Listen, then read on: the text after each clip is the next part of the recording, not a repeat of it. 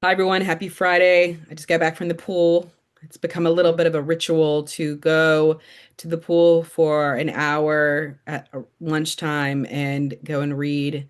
I have a lot of books to work through, so I am reading a really good book right now. I'm almost finished with it, and it's this one, The Subtle Art of Not Giving Up. It's a good book. It's good. I will talk about it when I finish it. Well, I only have a few more pages, so almost there. I wanted to remind you that fall lesson registration is out. This is the time to register. This is the time when you're almost guaranteed to get your top time request. Don't wait until the last second to do it, right? Well, I mean, our teachers have a finite amount of time, and like I said, we're really focused in on our teachers this year, really focused in on a few. So don't chance it. Don't chance it. Hello at raleigh.schoolmusic.com, and I'll email you all the information. And for former students, I'll just send you the registration. Now is the time. Lessons start the week after Labor Day. So don't wait until the last second. Also, I've added some stuff to the website and to our program. So I've talked about it for a long time, but I'm going to do a Pilates class for real now, a Pilates class starting in September. It's going to be on Sundays, Sunday afternoons. You can go to our website to look at it, raleigh.schoolmusic.com. Pilates is such a great thing for musicians, but then also everybody else. So come get toned with me. Come work on your nervous system and your circulatory system and alignment. And you are as young as your spine is. So come work with us. And so we'll be doing it in the theater, the garage. Um, and so you'll bring your mat and everything, and we will do some Pilates and somatic exercises. So that'll be starting the week after Labor Day, the Sunday after Labor Day. And it's just a pay by the class kind of deal. I still need to know if you're going to come though. I have um yeah, just let me know if you're going to come before ahead of time, and then I look forward to seeing you in the class. Also, I am starting a Meisner acting class. Done a lot of Meisner stuff, done, when I've directed shows here and stuff, we've utilized Meisner. It's time to get real about it. It is not being offered very much in the area, and I think it would be a very good thing to start to offer. And so I'm going to do Meisner 101. So we're going to be working on the repetition exercise. If you don't know what that is, go and look that up and really focus on attention and focus and really establishing a rapport with your scene partner. And so really doing repetition, and we will get to doing activities and things like that. Meisner, I think, is just the best philosophy out there. Gets you out of your head on stage. It gives you purpose and putting an action behind everything that you do, which is what we do in life anyway. So I love Meisner. That's going to be on Tuesdays, and I think it's 7 o'clock, and so that'll start in September as well. And that's a lot, mainly for adults. But if high schoolers are interested, then they can sign up as well. Please go to our website about that, and then email me hello at raleigh.schoolmusic.com, and I can send you that information as well. The last thing that we are going to offer, I'll tell you in a second. I want to talk a little bit first. So, in the book that I'm reading, and just in other areas of my life, a theme has come up a lot lately about uncertainty and being okay with uncertainty. And I know that that has been really, really tough for me. Really tough. Basically, what this book is saying is that in order for us to truly be happy, we have to get comfortable with uncertainty, that we can't rely on what is certain in life because nothing is certain. And just being okay with that. And, I talked about now, you know, that not trying to figure out the why of things. I think this goes along the same thing, theme with that. Fortunately, being a musician and being a business owner, There is a lot of uncertainty I've gotten used to in my life. It's just the reality of the situation. But there's always more that we can learn and or that we can get used to. And I mean, because we have no other choice, right? We do not hold the reins for auditions.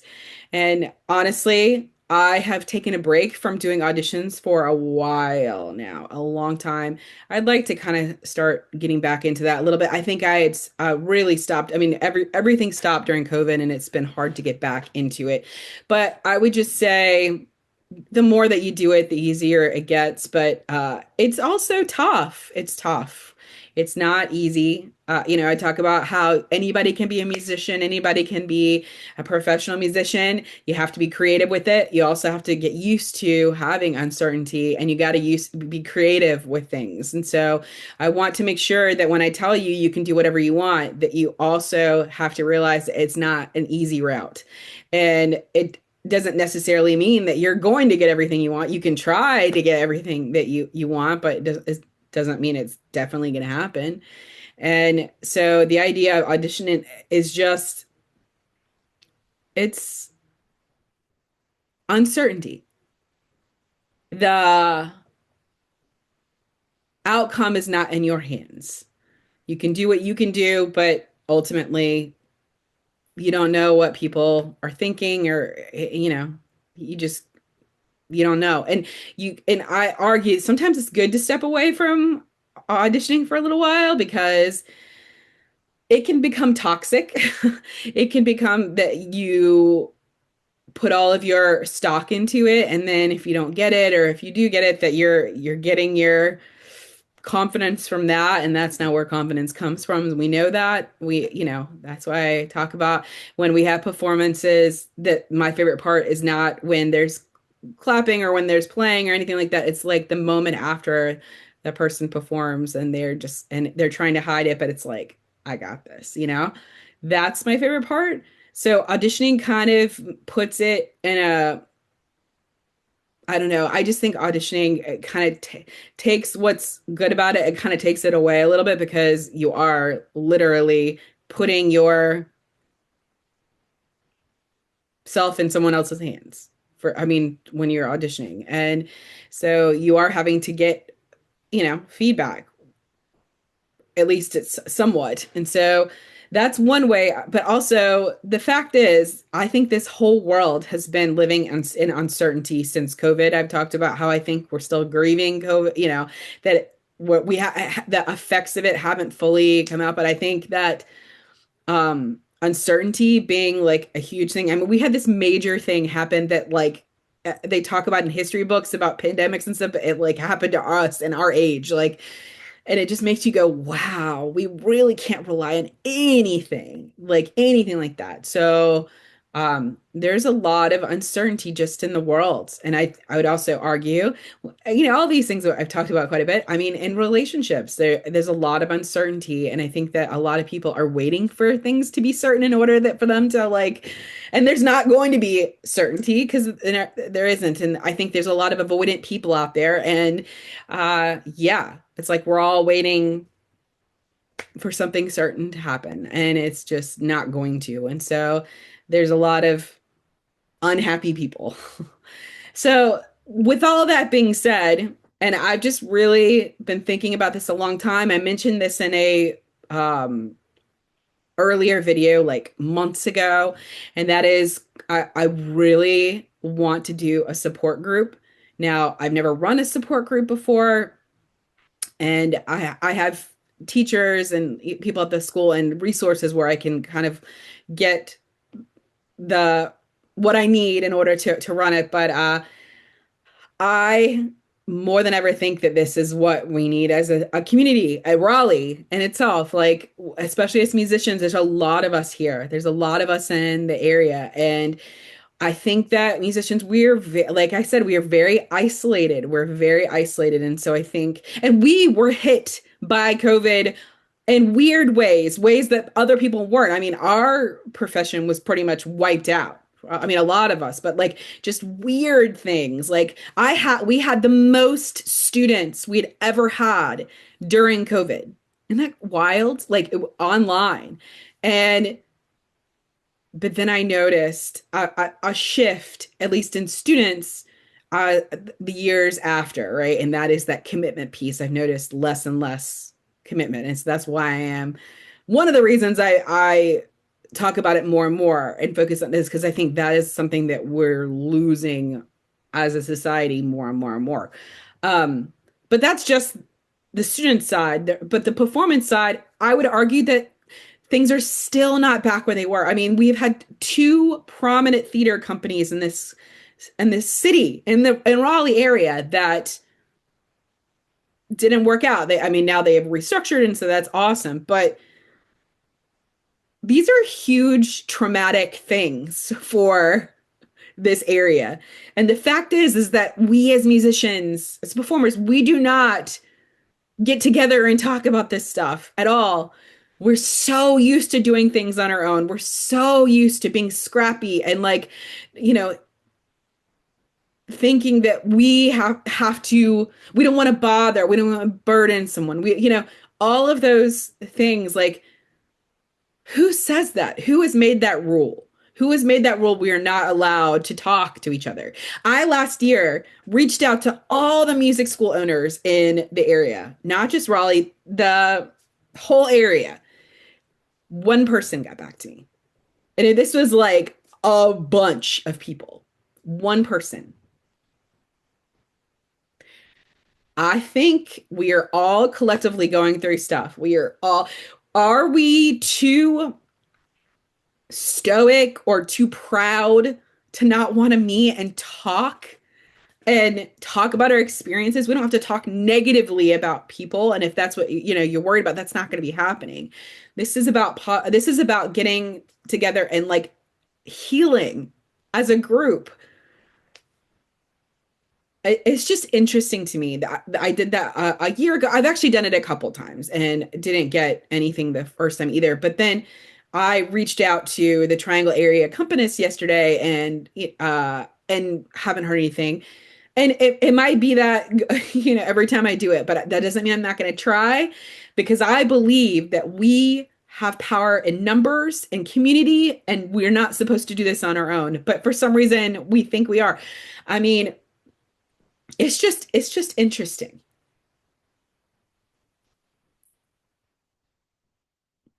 to think that we can are supposed to not talk about this act. And maybe it's this act, maybe it's that a we don't want to seem like we were affected by this stuff, that we have other things that are more important. That our mental health is the one of the most important things out there. Nothing, I mean, I just, are we too proud to do this? Are we too self-reliant to do this? Where is our vulnerability? We have vulnerability when we're playing, when we're singing. Why can't we do it when we connect with each other? Why is that not a possibility? Maybe my style is a little too direct for people and they're like, whoa, what's her angle or something like that. And I don't know who watches this. I know it's not a lot of you. It is what it is. I enjoy doing it. I I will say that if you are a musician and you're watching this, consider this, that this is not about one-upping or trying to like get intel on anybody or anything like that. This is about connecting with other people who are like-minded. We are doing the same thing. We are trying to create art in the Raleigh area, and it's been really tough. It's been really tough the past few years. I know for me, it's been insanely tough. I had a breakdown. So I hope to never have that again, to be honest. And that's one of the reasons so selfishly, I would like to be able to connect with others so that I could feel less alone in this, you know? So uncertainty, it's something that us musicians we've gotten used to, maybe gotten too used to it at this point. Maybe we just don't expect anything different. We just expect that it's always supposed to be hard no matter what. And I don't think that life is always supposed to be hard. Every minute of every day is supposed to be hard. Yes, life is not going to be easy. We get it, we get it. But aren't there moments where there's like beauty and lightness and joy and all those things? Like, aren't we allowed some of that too? Like, isn't that allowed? Because I don't think sometimes it feels allowed, and I think it comes from other musicians. I haven't always felt so free with other musicians to be able to express those things. And, honestly, I'm going to be very blunt with you. It feels like we are constantly competing with each other all the time, all the time. That is not a way to live. That is not a way to live. And that's not reality. In reality, we are not constantly competing with anybody our whole life. So why can't we come together? Why is that such a we are better. We are better musicians, we are better people, we are better business owners because we are all business owners. If you are a musician, then you are selling yourself, right? We are better when we come together. I understand orchestral instruments. You guys have the beauty of being able to be in an ensemble. Band instruments, you have the beauty of being able to be in an ensemble. That doesn't necessarily mean that you're talking to anybody, might I add. That does not mean that you're actually connecting with anybody at any meaningful level. But it's easier. And for people who are singing, if you're in a chorus, again, it's the same thing. You're singing together, you're making beautiful music together. It does not necessarily mean that you are connecting at all. You could be sitting next to a complete stranger, sat with them for years and not know anything about them. And if they were to just drop off the face of the earth, would you even notice? I would hope so. But what is the point of making music if we are not sharing it? What is the point of going through this life, of dealing with the uncertainty that we have, especially in the past few years, if we don't have people to share it with? I don't get it. At what point are we going to stop competing with each other and be a community? At what point? Is it just never going to happen? I have hope that gets me in trouble. So at some point, maybe I'll get the picture of this. Maybe I'll get the picture if this doesn't come. I don't know when that'll be because it's kind of a mission in my life. It's a value that I hold very dear, and I believe that we are capable of doing it. I mean, my best friend is a real estate agent, a very good real estate agent, might I add. They actually had they were a builder at one point and they had Extreme Home Makeover come, and so that was pretty cool. And they're starting a new building company soon, or they have started it now. Anyway, she's amazing. And she told me that in her area that the real estate agents they get together once a month and they just talk about stuff. Why are they able to do it, but we can't do it? I think it's because we don't have maybe as much opportunity, although I would say that real estate is pretty crappy a lot of places right now, with the interest rates and just everything. But it's because maybe we were taught that there's so few opportunities out there, and these people who hold the opportunities, who give the opportunities, they don't get to make the decision for everybody. We can make more opportunities, right? But it is worth coming together. We are better as a group. We are. And I know that there's at least one, if not more, that have tried to have a union here. Now we're not a union state, and it is what it is. But that to me is different than this. I'm not asking for us to be work colleagues. I'm asking for us to actually connect to each other. It's just an idea. Maybe it's not the best idea. Maybe it's not a good idea, but I'm willing to to try it out though. I think if we tried just like actually telling our story. I mean, my stepdad who has Alzheimer's, while he can't remember a lot of stuff, he remembers his music experience. He tells everyone. And it's he also embellishes a lot on his music experience, but he was in a band and they traveled all over the Southeast. He talks about, I mean, he talks about that and playing for a president and just like he had this whole thing. He doesn't remember a lot, but he remembers that. And I just think what would be cool is to have a space where maybe he could talk about that. He could say something about it and then hear other people's stories. Like we all have cool stories, music stories. And I know I have some crazy music stories out there and crazy stories about good ones and bad ones. And I hope that the stories don't stop. But I think that it's just tough not to be able to connect with. We have so many cool classical musicians in the area. I don't get it. If you have an idea of how I can maybe think of a way to get everybody talking, let me know. All right. See you soon.